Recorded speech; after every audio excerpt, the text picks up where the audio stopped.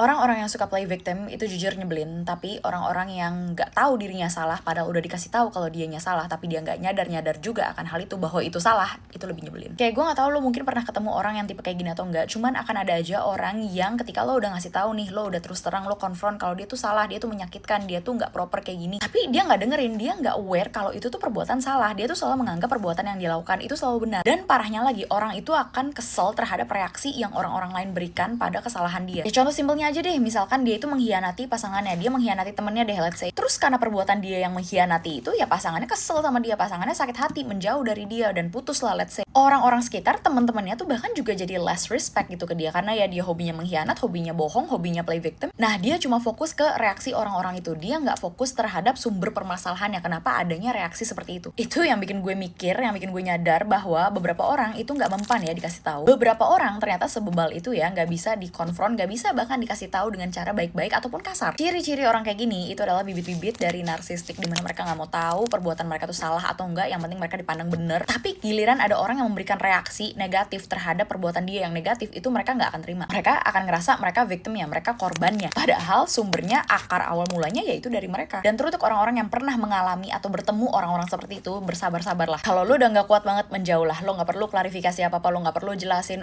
explanation, nggak perlu nge-confront, elaborate apa sih salahnya dan lain-lain. Karena percuma, sebagian orang itu nggak ngerti apa fungsinya 2 telinga dan 1 mulut. Gak semua orang itu bisa dikasih input, karena gak semua orang juga itu punya awareness dan punya yang namanya common sense. Dan ya udah, just deal with the fact but don't deal with the person. So